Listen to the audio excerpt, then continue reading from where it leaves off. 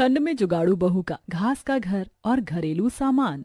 माँ जी, आज मैं केवल तहरी बना दे रही हूँ। बगल वाली पड़ोसन के यहाँ गोभी खराब हो रही थी तो वो देकर गई थी। गोभी को साफ करके उसमें 2 आलू काट कर मैं तहरी बना रही हूँ, क्योंकि घर में राशन कम है। चावल 2 मुट्ठी ही था। कोई नहीं बहू, हम तहरी ही खा लेंगे, तू टेंशन मत ले। बहू सब्जी डालकर पतली पतली तरी बनाती है ताकि घर में सभी को अच्छे से आ जाए। ये क्या भाभी, आप बोल रही थी तहरी बना रही हूँ? ये तो चावल और सब्जी का सूप लग रहा है। इतनी पतली तहरी, क्या कोई बीमार है? नहीं ननद जी, चावल 2 मुट्ठी ही था, इसीलिए मैंने पानी नमक मिर्च बढ़ा दिया ताकि सभी को खाना पूरा जाए, कम ना पड़े। न जाने कब तक हमें ऐसा खाना खाना पड़ेगा। इस घर में खाने वाले इतने सारे और कमाने वाले आपके भैया एक, कैसे पूरा होगा आप ही बताइए देवर जी। 4 साल से काम ढूंढ रहे हैं, कोई काम अभी तक मिला नहीं है। हाँ बेटा, तेरी जॉब का क्या हुआ? अब काम शुरू कर दे बेटा। देख भैया की अकेले की कमाई में नहीं होता है। माँ, मैं कोशिश कर रहा हूँ, लेकिन अगर मुझे काम नहीं मिल रहा तो मेरी क्या ही गलती है, आप बताओ। जब काम नहीं मिल रहा तो कल से प्रवीण के साथ फैक्ट्री में जाकर काम कर, कम से कम 4 पैसे आएंगे। रोहित का मुंह बंद हो जाता है और वो चुपचाप खाकर सोने चला जाता है। ठंडी का मौसम था, जिससे दिन पर दिन ठंडी बढ़ती ही जा रही थी। जहां सभी खाना खाकर सोने चले जाते हैं, वहीं बहू सारी रसोई समेटकर काम निपटाकर सोने जाती है। कविता का मकान तो पक्का था, लेकिन गरीबी के कारण अभी तक प्रवीण उसे प्लास्टर नहीं करवा पाया था। महज ईंट का मकान होने के कारण घर की मजबूती कम थी। रात को जब ठंड पड़ती थी तो उससे ईंट की दीवारें भीग जाती थी और घर के लोगों को लगने वाली ठंड दोगुनी हो जाती थी। ऐसे ही एक रात सभी सोए हुए थे और आधी रात में कड़ाके की ठंड पड़ती है। ओस से पूरी दीवारें भीग जाती हैं। आधी रात ठंड से कांपते हुए जब सास की आंख खुलती है तो बहू, अरे बहू, देख बाहर बारिश हो रही है क्या? देख तो कैसे पानी बरस रहा है, पूरा घर भीग गया। कविता आधी नींद में उठकर खिड़की से बाहर झांकती है। माँ जी, ओस पड़ रही है, घर पसीज रहा है ओस की बूंदों से। बाहर इतनी ठंडी भी नहीं जितनी घर में लग रही है। आए दैया, अरे इस ठंड से तो कमर का दर्द भी बढ़ गया, बड़े तेज से दर्द हो रहा है। रमाकांत पूरी रात कमर दर्द से परेशान थे। अजी, बाबूजी की कमर की थोड़ी मालिश कर दो ना, आराम हो जाएगा, बहुत दर्द हो रहा है उन्हें। प्रवीण आधी नींद में उठकर पिता की कमर की मालिश करता है और फिर ठंडी में सभी जैसे तैसे सो जाते हैं। घर पसीजने के कारण ज्यादा ठंड रहती थी और सास ससुर को सर्दी पकड़ना शुरू हो जाती है। वहीं प्रवीण की ज्यादा कमाई भी नहीं थी कि डॉक्टर के पास पैसे खर्च करके अच्छे से माँ पापा को सर्दी की दवा दिला सके। कविता रोज सास के हाथ पैर दबाती, लेकिन उन्हें कोई आराम नहीं हो रहा था। वहीं गरीबी के कारण घर भी बड़ी मुश्किल से चल रहा था। ऐसे ही कुछ दिन बीत जाते हैं। अब ठंडी और बढ़ जाती है। एक सुबह जब पड़ोसन धूप सेकने के लिए अपने छत पर जाती हैं तो अरे, ये सुगंधा काकी का घर हमेशा भीगा रहता है क्या? इनके यहाँ बस बारिश होती है, हमारे यहाँ तो पानी की एक बूंद नहीं दिख रही। इनके घर की ईंटें पूरी पानी से तर हो गई हैं। दूसरी पड़ोसन जो छत पर कपड़े फैला रही होती है, उससे रहा नहीं जाता और बोल पड़ती है। अरे गुंजन दीदी, ये बारिश से भीगा घर नहीं है, ओस की बूंदों से भीगा है। इन्होंने जब घर बनवाया उसी समय प्लास्टर करके पेंट करवा लेते तो इनका भी घर मजबूत हो जाता, लेकिन ये गरीबी का ढोंग करना बंद करें तब तो। ओ तारा भाभी, किसको कह रही हो गरीबी का ढोंग कर रहे हैं? जिसकी परेशानी है वही जाने। हाँ सही कह रही हो निहारिका, बड़ी हो गई, ज्यादा समझदार हो गई हो, अपने से बड़ों को ज्ञान दे रही हो। जिसके बाद पड़ोसनें वहां से चली जाती हैं। फालतू में पड़ोसनों के मुंह लगती है, क्या जरूरत है? जो बोलती हैं बोलने दे उन्हें। बेटा सुन, हाथ पैर बहुत दर्द हो रहे हैं शीत के कारण। एक काम करना, थोड़ा सा तेल लगाकर दबा दे। माँ, मुझे कॉलेज का असाइनमेंट देना है, अभी काम है, आप भाभी को कह दो। निहारिका बहाने बनाकर वहां से चली जाती है और पीछे रह जाती है कविता। कविता फिर से खाट पर धूप के सामने सास के हाथ पैर दबाने लगती है ताकि धूप की गर्मी और थोड़ी मसाज मिले तो आराम हो। तभी एक पड़ोसन उसे सास की सेवा करते देखती है। अरे वाह, बड़ी नसीब वाली हो सुगंधा बहन, जो इतनी सेवा करने वाली बहू मिली है। ये ना करेगी तो कौन करेगा? तबीयत इतनी खराब हो गई है कि काम नहीं होता, सर्द लगी रहती है घर में, ठंडी इतनी पड़ती है ये ओस के बूंदों की वजह से। मेरी मानो तो एक बेड खरीद लो। अरे बेड के लिए पैसा भी तो चाहिए कि ऐसे ही खरीद ले की बेड? गरीबों का तो हर काम जुगाड़ से होता है, जुगाड़ ही कर ले। वैसे बेड पर सोने से शीत नहीं पकड़ती है। क्या सच में तारा दीदी? झूठ बोलूं तो मर ना जाऊं। सच में गर्माहट मिलती है, जमीन से थोड़ा ऊपर रहते तो ठंडी का कोई चांस ही नहीं। वैसे हमारे खेतों के आगे जो पटवार है वहाँ बहुत सारी सूखी घास उगती है, उसी का बेड बना लो। इतना कहकर तारा हंसने लगती है। तारा ऐसा नहीं करते, वो लोग खुद परेशान है तो उनकी गरीबी का मजाक क्यों बना रही है? सॉल्यूशन दे रही हूँ जुगाड़ू। सभी पड़ोसनों के उनके घर में जाने के बाद ये लोग अमीर है ना, इसीलिए हमें नीचा दिखाने की कोशिश करती हैं, लेकिन बहू मन उदास नहीं करते। माँ जी, मैं मन उदास नहीं कर रही हूँ। मैं तो सोच रही हूँ कि तारा ने भले ही मजाक किया, लेकिन उसका दिया हुआ जुगाड़ इतना बुरा नहीं है। हम घास से बेड बना सकते हैं। थोड़े बहुत धान का पैरा रख कर हम बेड ऊंचा करेंगे, उसके ऊपर सूखी लंबी घास रख देंगे और उसके ऊपर फिर छोटी घास रख कर एक साड़ी का खोल बनाकर उसमें घास कुटाल कर भर दूंगी। एक मुलायम गद्दा तैयार हो जाएगा, आपको घास गड़ेगी भी नहीं और एक बढ़िया सा बेड तैयार हो जाएगा। अगर तुझे लगता है तो कर लेगी, हमें कोई दिक्कत नहीं है। जिसके बाद कविता एक बोरी और हाथ में हंसिया लिए खेतों की ओर बढ़ जाती है। खेतों में दूर तक जाने पर उसे पटवार वाली जगह दिखती है, जहाँ ढेर सारी सूखी हुई बड़ी बड़ी घास थी। कविता सारी घास काट कर बोरी में भरकर घर ले आती है और फिर उन खेतों से धान का पैरा उठा लाती है, जिनका उसका कोई काम नहीं था। एक बेड के आकार में पहले कविता धान का पैरा रखती है और फिर लंबी लंबी घास उसके ऊपर, फिर वो छोटी घास रखकर एक साड़ी की खोल बनाकर उसमें ढेर सारी घास भरकर गद्दा तैयार करके बेड पर लगा देती है। बहू के जुगाड़ के साथ एक मुलायम आरामदायक गर्म बेड गद्दे के साथ तैयार हो जाता है। माँ जी, अब आप इस पर सो सकती हैं। देखो सोकर कितना आरामदायक है। सास ससुर दोनों बेड पर सोते हैं, जो कि बहुत ही ज्यादा गर्म होता है। वाह बहू, तूने तो जुगाड़ से बहुत बढ़िया चीज बनाई है। हाँ पापा जी, अब मैं सोच रही हूँ इतनी सूखी घास लेकर आई हूँ तो हमारा घर जो ओस की बूंदों से पसीजता है, क्यों ना मैं सूखी घास से इसे ढक दूं। भाभी का आइडिया अच्छा है। जब घर ओस से भीगेगा नहीं तो ठंडी लगेगी नहीं, ओस की बूंदें इस घर के अंदर आकर ही रह जाएंगी। हाँ देवर जी, इसीलिए आप कुछ नहीं कर रहे तो मेरी मदद ही करवा दो। जी भाभी। जिसके बाद कविता और रोहित मिलकर अपने ईंट के घर पर मिट्टी लगाकर ढेर सारी घास चिपका देते हैं, जिससे घर और भी ज्यादा मजबूत हो जाता है और अब उसकी बूंदों से घर भीगता नहीं और घास उसे प्रोटेक्ट करती है। रात में जब सभी घर में सोए होते हैं। वाह मम्मी, आज तो रोज के मुकाबले बहुत कम ठंडी लग रही है। आपने ऐसा क्या कर दिया कि सारी ठंडी गायब हो गई? हाँ मम्मी, देखो ना, आज घर दीवारें भी अंदर से भीगी नहीं है, वरना पानी पानी हो जाती थी। बेटा, तुम्हारी मम्मी बहुत जुगाड़ू है। देखो, उन्होंने पहले दादी के लिए घास से बेड तैयार किया ताकि दादी की तबीयत ठीक रहे, और अब घर को घास से कवर कर दिया है, जिससे अब घर पर पड़ने वाली ओस की बूंदें घास में ही अटक जाती हैं और दीवारों तक पहुंचती नहीं है और घर एकदम इंटैक्ट रहता है। बहुत हो गई बाप बेटा बेटी की बातें। कितनी रात हो गई है, अब सभी सो जाओ। कल बच्चों का स्कूल भी है और आपको फैक्ट्री भी तो जाना है। ठीक है। जिसके बाद सभी जमीन पर फटी चटाई बिछाकर हल्की चादर ओढ़कर सो जाते हैं। घर में एक ही रजाई होती है जो बहू सास ससुर को उड़ा देती है ताकि उनकी तबीयत ठीक रहे। वहीं रजाई भी फटी हुई थी। रात में चटाई पर सोने के कारण उन्हें जमीन से ठंडी मिल रही थी और सुबह जब सभी उठते हैं तो उनकी पीठ कमर बहुत ही ज्यादा अकड़ी सी महसूस होती है और उन्हें काफी सुस्ती महसूस हो रही होती है। आज तो बहुत सुस्ती लग रही है भाभी, लगता है ये चटाई पर सोने के कारण जमीन की गर्मी पीठ और कमर तक लग गई है। बहुत दर्द भी हो रहा है। मामा, मेरे तो हाथ में दर्द हो रहा है। ठंडी की वजह से आज मैं स्कूल भी जाने का मन नहीं है। बाहर देखो ना कितनी ठंडी है। हाँ मम्मी, तबीयत ठीक नहीं लग रही है, बाहर की ठंडी भी बहुत है। आप प्लीज आज स्कूल मत भेजो। बच्चे माँ से बहुत ज्यादा रिक्वेस्ट करने लगते हैं, जिससे कविता बच्चों को बात मानकर उन्हें आज स्कूल नहीं भेजती है और बच्चे सारा दिन अपनी दादा दादी के बेड पर उनके साथ रजाई में घुसकर बैठे रहते हैं और रजाई में मस्ती करते होते हैं, जिससे फटी रजाई में जो रुइयां होती हैं वो सब घर में बिखर जाती हैं। तुम दोनों शैतान घर में नहीं रहते तभी ठीक रहता है। पता नहीं क्यों मैंने तुम्हें रोक लिया और तुम्हारी स्कूल न जाने वाली बात मान ली। मम्मा माफ कर दो। सॉरी ना मम्मा, हमसे गलती हो गई। हाँ मम्मी, माफ कर दो। हम नहीं चाहते थे ऐसा करना, लेकिन अब हो गया तो क्या करें। शांति से अब एक जगह बैठ जाओ, कुछ करने की जरूरत नहीं है, मैं देख लूंगी क्या करना है। जिसके बाद कविता सोच में पड़ जाती है कि रजाई को कैसे बनाए। उसके पति के पास ₹1 नहीं था कि रजाई को रिपेयर करवा सके। पहले कविता कपड़े सिलकर कुछ पैसे कमा लेती या करती थी, लेकिन कुछ दिनों से उसके पास सिलाई के काम आना बंद हो गए थे, जिससे उनकी आमदनी भी जीरो हो गई थी। कविता जुगाड़ ढूंढ रही होती है कि तभी उसे पास के बेड के ऊपर एक गद्दा देखकर आइडिया आता है।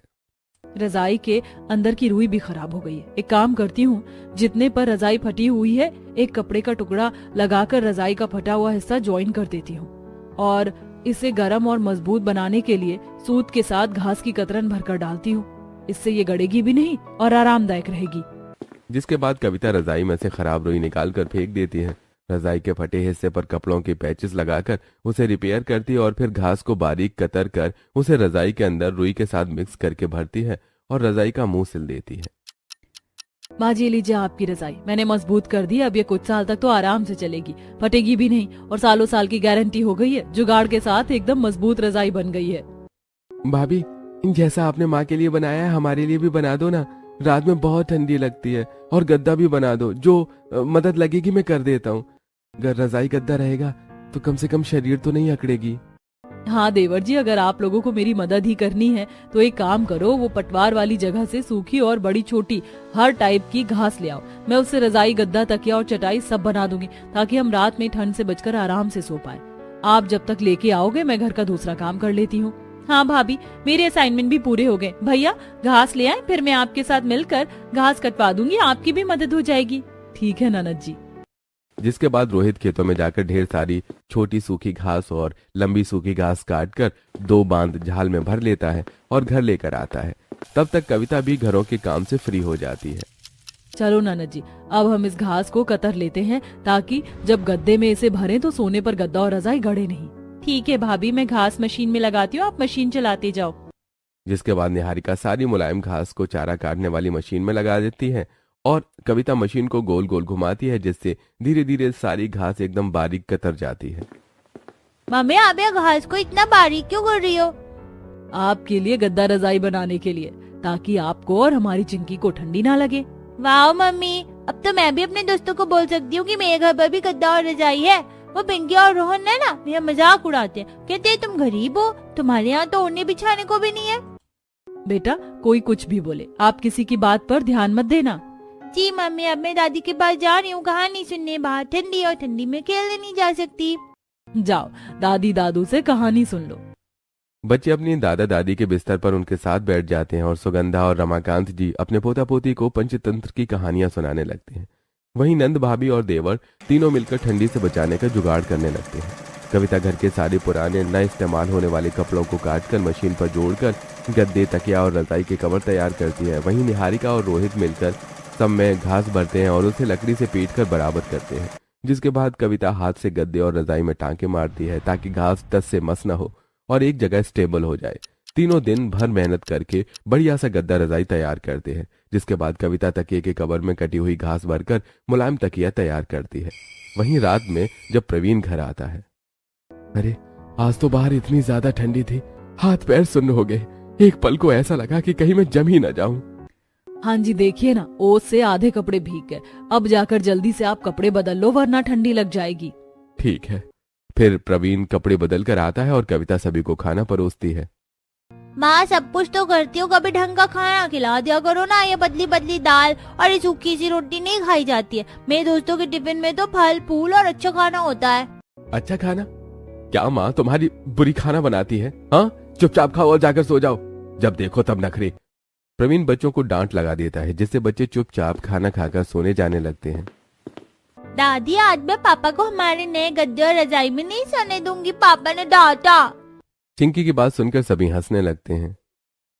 नया रजाई गद्दा? वो कहाँ से आया कविता? जुगाड़ से। हाँ भैया, हमने सूखी हुई घास को बारीक कतर कर गद्दा और रजाई बनाई है।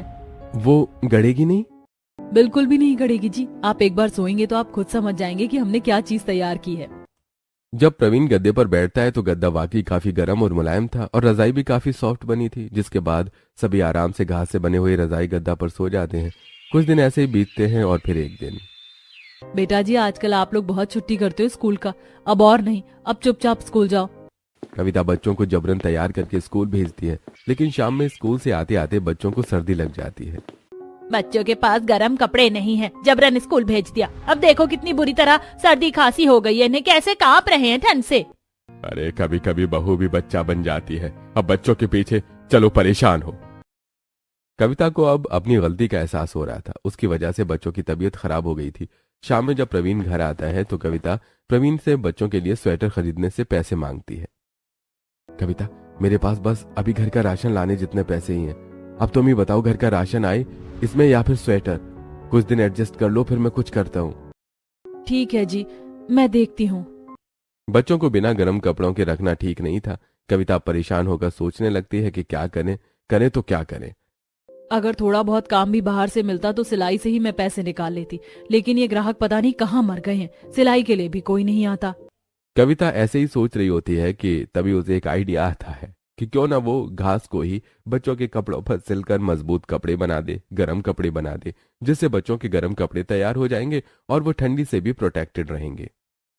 बच्चों के गर्म कपड़े बनाने के लिए फुल बाह की टी शर्ट लेती हूँ, इससे इन्हें ठंडी नहीं लगेगी। फिर कविता फुल बाह की टी शर्ट लेकर मशीन पर जैसे कपड़े रफू करते हैं वैसे ही कपड़ों पर घास की मोटी परत रखकर कविता उसे सिल देती है और बच्चों के लिए ठंड के मजबूत गर्म कपड़े तैयार हो जाते हैं। अब भोलू और चिंकी अपना नया जुगाड़ू स्वेटर पाकर बहुत खुश थे। माँ, ये तो बहुत ही ज्यादा अच्छा है, इसमें बिल्कुल ठंडी नहीं लग रही है। माँ, अब हम बाहर खेलने जा सकते हैं ना? रुक जाओ। तभी कविता बच्चों को घास से बने जूते, दस्ताने और टोपी बनाकर पहनाती है। अब परफेक्ट है, अब जा सकते हो। बच्चे खेलने चले जाते हैं। वहीं बहू अब सबके लिए घास से गर्म कपड़े तैयार करती है ताकि घर में किसी को ठंड न लगे, जिसे पहनकर अब प्रवीण आराम से काम पर जाता है और सास ससुर वॉक पर और रोहित अपने इंटरव्यू के लिए। वहीं निहारिका आराम से कॉलेज जाती तो स्कूल बच्चे चले जाते। जब से बहू ने घास से जुगाड़ू कपड़े बनाए थे, घर वालों की परेशानियां हल्की हो गई थी। वहीं बच्चे एक दिन जब बाहर खेल रहे होते हैं, चिंकी, ये गर्म कपड़े कहाँ से लिए? तो सुंदर है, मेरी मम्मी के पास तो पैसे ही नहीं है, वरना वो भी हमारे लिए गर्म कपड़े ले आती। मेरी मम्मी ने गर्म कपड़े लाए, लेकिन वो मुझे नहीं पसंद। ये चिंकी और भोलू के कपड़े ज्यादा अच्छे हैं। हाँ, मैं भी अपनी मम्मी को बोलूंगी ऐसे ही कपड़े खरीदने को। कविता ने भले ही जुगाड़ से कपड़े बनाए थे, लेकिन वो वाकई बहुत ही ज्यादा सुंदर थे, जिस कारण अब सारे बच्चे अपने माता पिता से जिद करने लगते हैं कि उन्हें भी भोलू और चिंकी के जैसे कपड़े चाहिए। पेरेंट्स को भी कविता के बनाए घास के कपड़े टिकाऊ और मजबूत लगते हैं, जिस कारण सभी कविता से अपने बच्चों के लिए घास के कपड़े बनवाते हैं।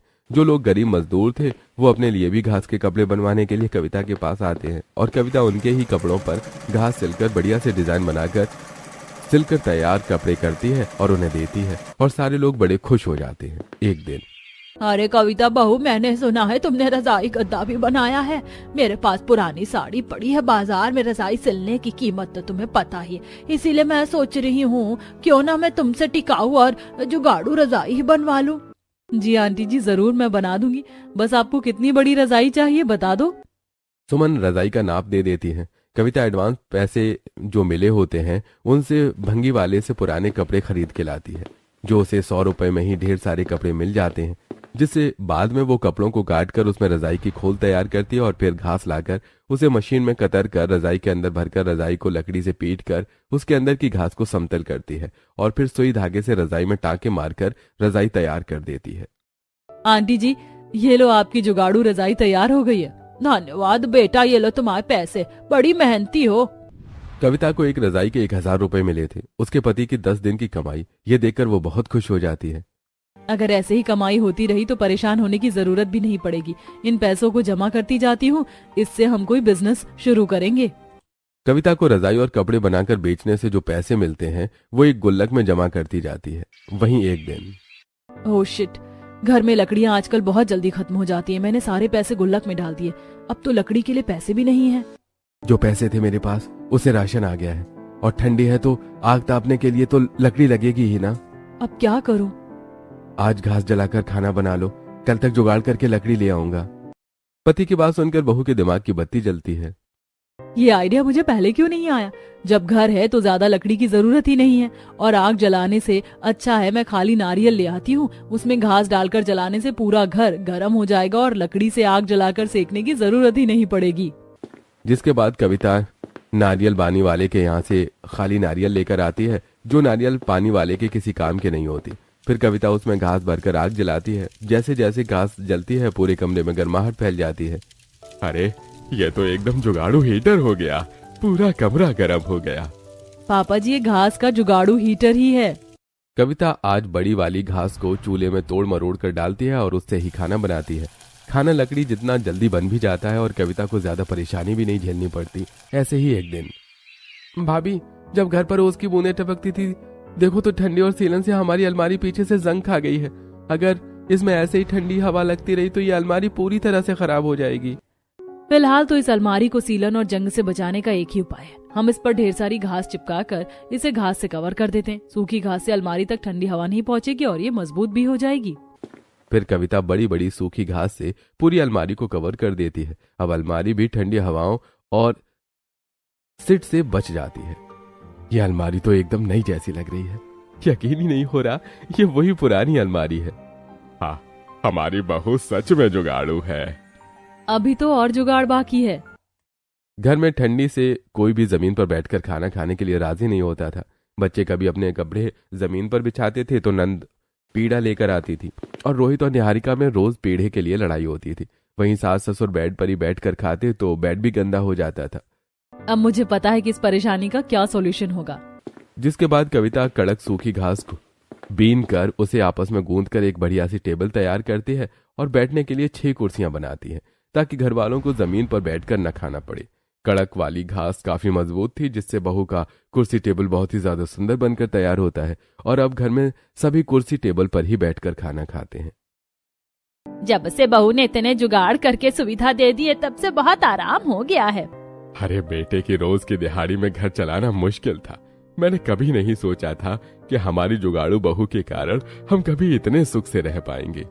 ऐसे दिन बीत रहे हैं। अब लोग बहू के पास अपनी रजाई गद्दे और गर्म कपड़े सिलवाने के लिए आते और बहू सभी को घास के जुगाड़ू कपड़े बनाकर देती जिससे गरीब लोगों का कम पैसों में अच्छे से गुजारा हो जाए। फिर एक दिन मेरी काली जुबान थी जो इस कविता को मैंने घास से बेड बनाने का आइडिया दे दिया। उस दिन मैं हंस रही थी और देखो आज ये इसी से अच्छे पैसे कमा रही है। वैसे तो मेरी भी रजाई फट गई है, इससे सिलवा लूं क्या? सुना है अच्छी रजाई सिलती है। सोचना क्या है, सिलवा लो। ज्यादा पैसे मांगेगी तो? पैसे भी बहुत मजाक उड़ाया मैंने इस कविता का। तुम कविता से डर रही हो तारा? सोचने वाली बात है, मैंने भी बहुत सुनाया था उसे, लेकिन मैं तो बढ़िया सा गद्दा बनवा कर लाई हूँ उससे। कुछ नहीं कहा, उसने बढ़िया गद्दा बना कर दिया है। उस पर सोने पर बहुत अच्छा महसूस होता है। अब राधिका और सुमन की बातें सुनकर तारा का भी मन होता है कि चली ही जाए कविता के पास। जिसके बाद तारा कविता के पास जाकर एक रजाई और गद्दा सिलवाती है।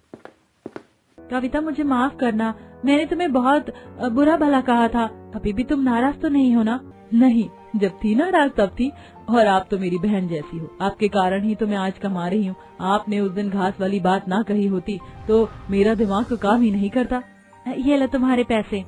कविता पैसे लेकर तारा के लिए बनाया हुआ रजाई और गद्दा उसे दे देती है। अब गांव के गरीब लोग उसके पास गद्दा और रजाई बनवाने के लिए भीड़ लगाए रहते हैं और वो सभी को रजाई गद्दा बनाकर देती है जिससे लोगों का काम सस्ते में हो जाता है और कविता की कमाई हो जाती है। ऐसे ही कविता जुगाड़ू कपड़े और सामान बनाकर पैसे कमाने लगती है। अब कविता सामान रखने के लिए घास की टोकरी और घास के तोरण वगैरह भी बनाकर बेचती है जिससे उसकी अच्छी कमाई हो जाती है। वहीं एक दिन, भाभी कहाँ हो?